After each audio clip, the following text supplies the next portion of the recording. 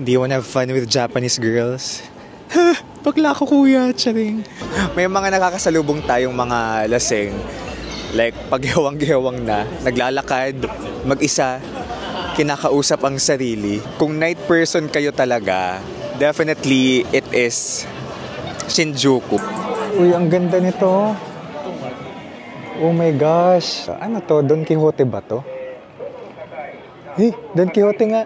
Hello guys! Konnichiwa! Kumusta kayong lahat? Charing. This is Dave, the Kuripo Traveler, at nandito tayo ngayon sa Tokyo, Japan! Specifically, yung likod ko, ito yung natin, Capsule Hotel, dito sa Shin-Okubo area na isang Koreatown. Ito yung Koreatown ng Tokyo. So guys, mag-12 na. So around 11:48 PM na. So mag-12 midnight na. Tara! Lakad tayo. Ito. Yan yung hotel. Rembrandt Cabin. Charing. So, ayan, tara.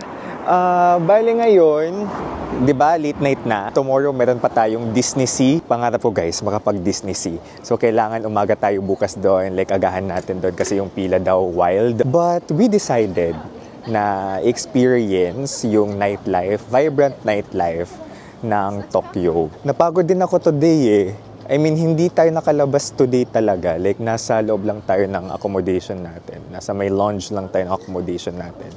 Kasi may mga meetings tayo. And kanina naka-dinner natin, yung isa kong colleague or Japanese teammate natin. 11-minute walk from our accommodation ay yung Kabukicho. Kasi itong Shin-Okubo, nasa may Shinjuku area na rin siya So, yung Kabukicho, yun yung red light district, entertainment and red light district ng Tokyo. Okay, pag sinabing red light district, ito yung area na nandun yung mga pang-adult. Alam nyo na, yung mga SPG na shops, na mga businesses. Diba? So, dati hindi tayo nakapunta doon. This is our second time. This is our second time in Japan. Shin-Okubo din tayo before. Pero hindi natin napuntahan yung Kabukicho. Kaya goal kong mapuntahan talaga yon kasi nang hinayang ako. Let's go!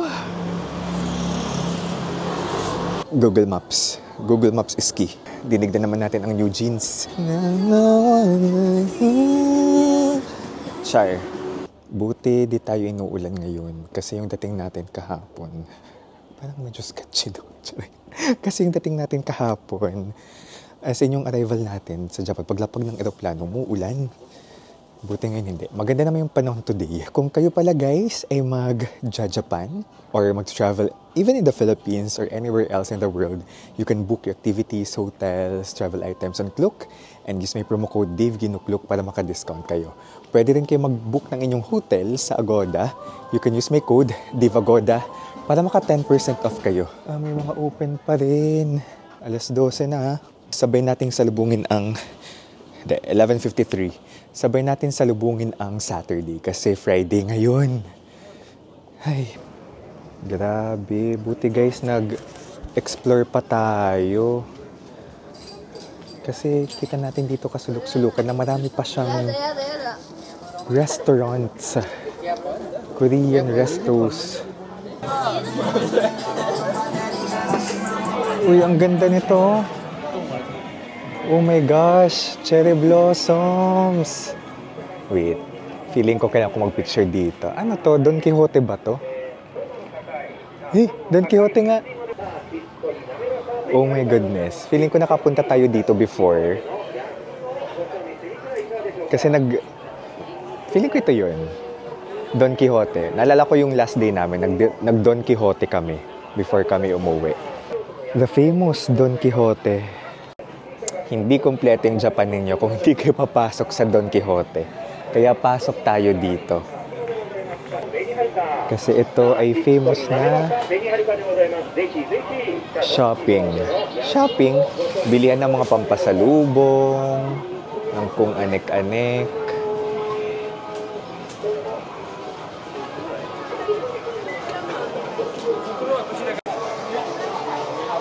Ito mga cosmetics, contact lenses.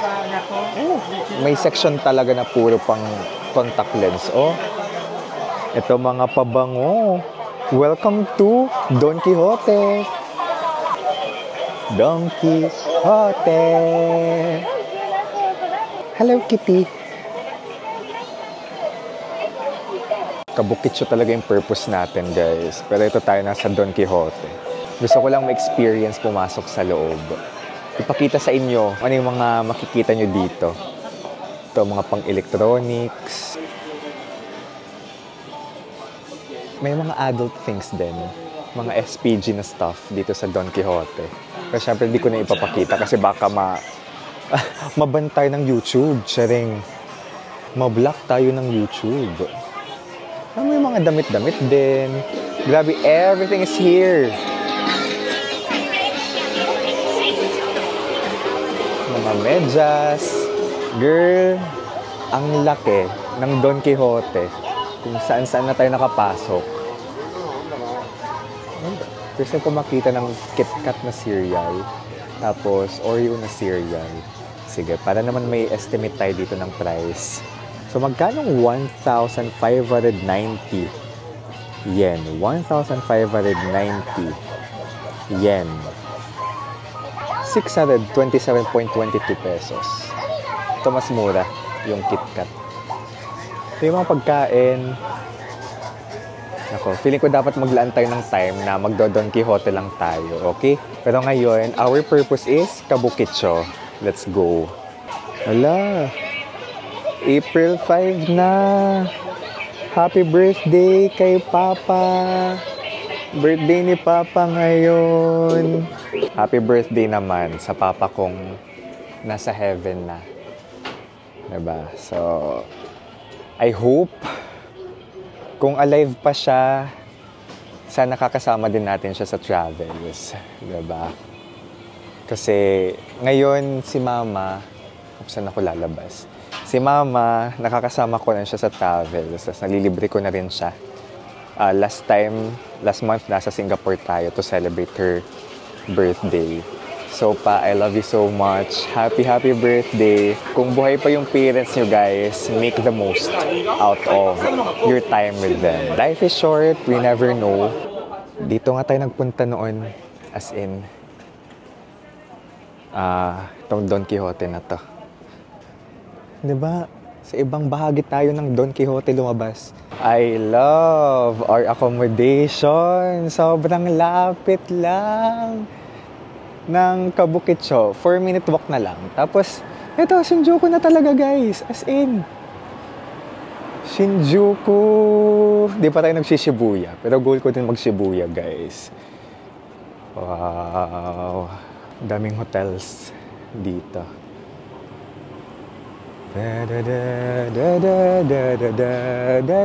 Nanood ba kayo ng Your Name? Actually, napanood ko lang yung Your Name noong pandemic, 2020.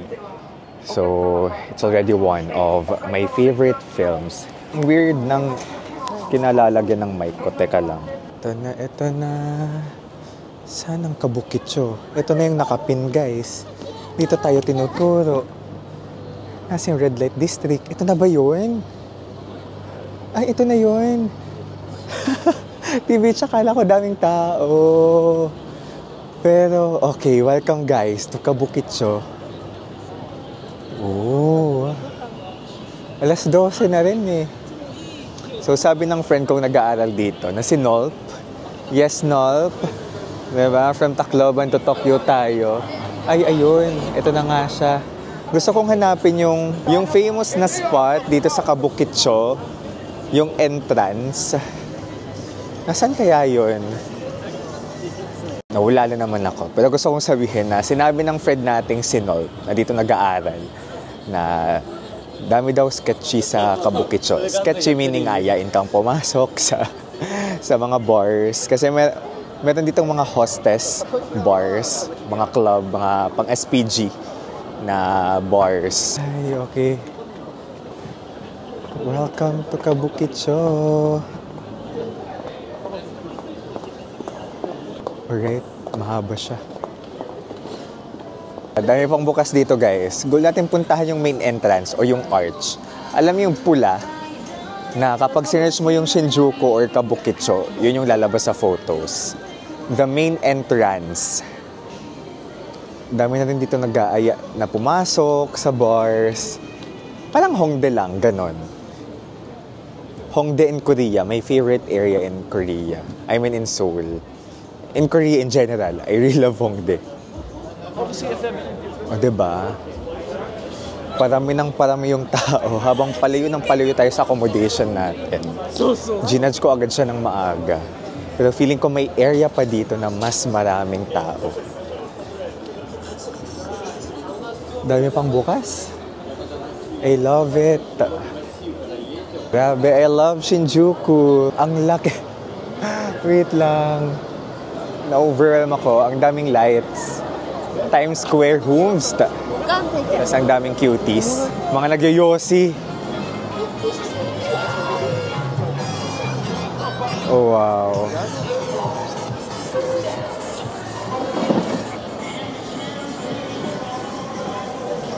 May laseng. May mga baso-basura din dito. Pero kita ko puro yosi. As in, look. Cigarettes. May basura din naman sa Japan na nagkalat.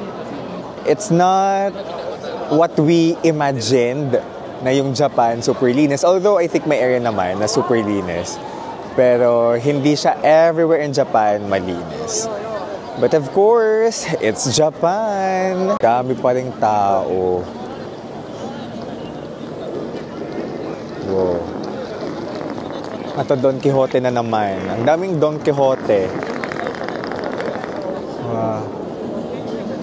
Yeah, it's 12. And ang daming tao. Welcome to Tokyo. Dami ring basura, oh.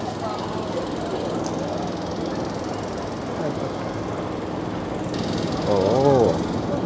Ayan. Ito na. Ito na. Yung ano. Oh. Ito na, yung Kabukicho. Main entrance.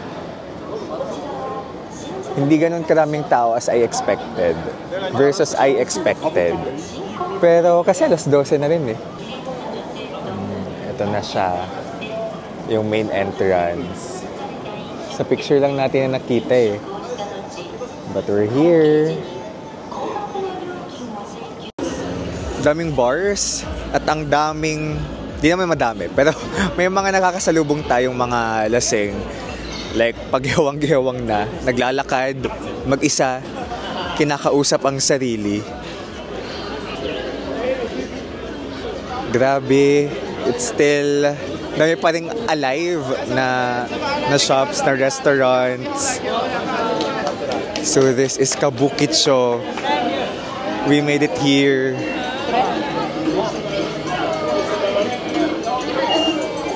Kanina nga, may mga kumakausap sa atin.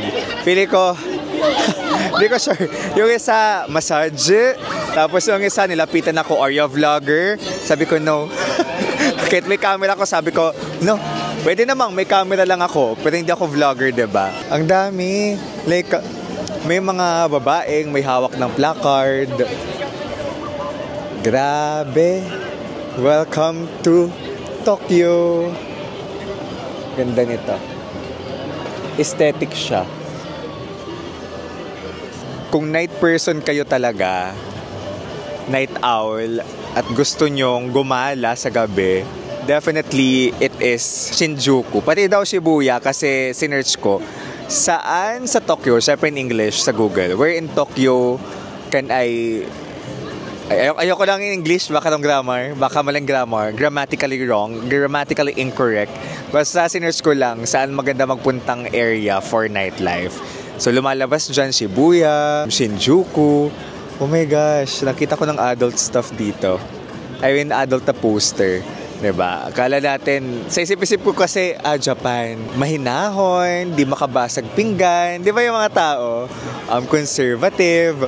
Pero gosh, dito ako nakakita ng mga sex toys. Sa Don Quixote, tapos ayan, may poster dyan. Ayoko yung pakita kasi baka ma-block tayo ng YouTube. There's nothing wrong with that. Kasi I feel na dito sa Tokyo, ang daming ganon. Diba? Ayan, may cutie na nag-aaya ng massage. Lalaking cutie. Ako po ba, di nyo ako ayain. Charing. Pero diba, yung Japan, medyo nafe-feel natin dito yung pagiging liberated ng society niya with all of these things na nakikita natin sa paligid. Since it's a red light district, nandito yung mga SPG na stores tapos mga businesses. Pero may mga kainan din naman dito and other shops. So mas currently mas mas family friendly na daw versus before. Dito may mga lalaki, babae na magtatanong kung gusto nyo ng massage. Massage? Pero syempre, wala tayong budget for that. Budget yung problema. Oh my goodness. May kuyang nagtanong sa akin, do you wanna have fun with Japanese girls? No po. Ayoko po kuya, bata pa po ako. Sorry. Ay, ito na yung famous na Godzilla. Okay, isa ito sa mga iconic landmarks here in Tokyo. Not just in... Hello. Konnichiwa. Kita man nila. So, isa ito sa mga famous na landmarks dito sa... Not just in Shinjuku, but in Tokyo. Itong Godzilla. Ayan. Nasa may siya. Toho Cinemas. May nakihype pa sa vlog natin. Ayun, nakakaloka. May babaeng lumapit sa ate. Massage. Again. Pero ngayon may price reveal siya. 3,000 yen. So around 1,160 plus pesos. Tapos may lalaki naman na lumapit. Are you looking for me? No? Sabi niya, are you looking for me? No. Bakit kita hanapin? Ano to? Oh, may pinipilahan dito na cafe. Joke nightclub siya. It's a club.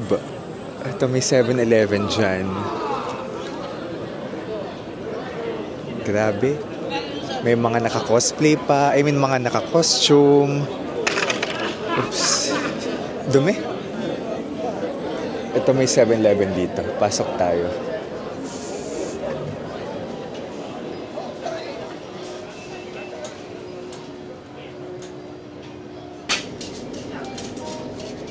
Ito, yung mga ready-made na food sa 7-Eleven. Ayan, parang ang sasarap guys. Diba, famous din yung Japan sa kanilang convenience store foods. Dami nga. Girl, ang daming options for food. Ganito sila sa Japan. Tara. As in, quick look. May pulis din naman dito. Parang cute yung dalawang pulis. Char. Tokyo Kabukicho Tower. Ano yan? Hotel or mall? Parang may bukas pa doon sa Kabukicho Tower. It's enough. Tara. Ayun. Ano naman tawag dito? I politely decline. So, no. Period. Tapos, medyo habol pa. Pero di naman sila yung super kulit. Nahabulin ka talaga. Yung iba na ipag-usap pa. Na parang tropa lang, ganon. But, no po. I'm not interested in massage. Ay, ang ganda naman ng hotel na to. Wait lang. Ganda ng aesthetic ng hotel. Look, ups. Look. Ganda.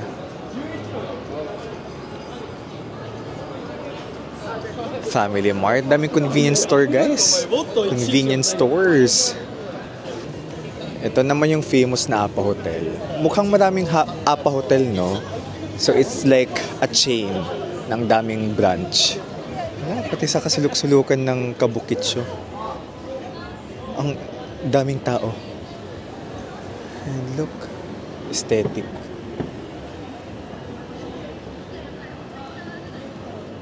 May mga small alleys.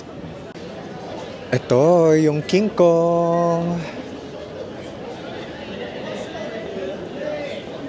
Zoom ko lang. Oops, ayan. May pa-King Kong din dito sa Kabukicho, oh. Di lang Godzilla.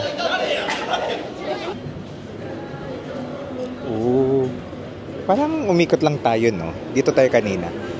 Yan, cool. May nagigitara sa gilid. Ang lamig na. Gusto ko nang tapusin yung vlog dito, guys. Pili ko tapusin ko dito yung vlog kasi ang lamig na. Gusto ko mag-focus sa paglalakad ngayon. Let's go. Yeah, may pulis naman dito. So I think safe naman. Pili ko safe naman yung Shinjuku. Safe naman ang Japan, 'di ba? As a country in general. Ayun, dito sa Shinjuku, sa may Kabukicho in particular, specifically, from time to time, expect nyo, late at night, or di ko sure sa ibang oras, baka ganun din, na may lalapit sa inyo for massage. Yan. Tapos kanina, do you wanna have fun with Japanese girls? Bakla ko kuya, charing. So yun, nakakatuwa na explore natin siya. Mag-alas 2 na. And Disney Sea tayo tomorrow. List tayo ng mga 7 siguro. Salamat sa pagsama sa akin sa solo trip na ito. This is Dave the Kuripo Traveler. Let's live our best lives. Bye-bye! Ay, lamig! We're back na pala guys sa ating accommodation. So, share ko lang pala. Nakapunta na rin naman tayo sa iba't ibang red light district sa iba't ibang bansa. Ho Chi Minh, pero yung pinakamalala, yung sa Netherlands. Kasi doon talaga, legal yung sex work. Okay? So, bali, nakakita tayo doon ng mga Amsterdam, mga babaeng naka-display, naka-underwear, because it's legal sa kanila. Tapos, everywhere you go, doon sa red light district, amoy marijuana, amoy weed. So, nakaka-culture shock siya, but at the same time, it's fascinating that a culture like that exists. Kaya, ito yung mga nakakatuwa na bagay kapag nangibang bansa tayo. Lumalawak yung perspective natin, nabubuksan yung mga mata natin sa brand new things. Yun. So, it's really nice to explore countries. 'Di ba?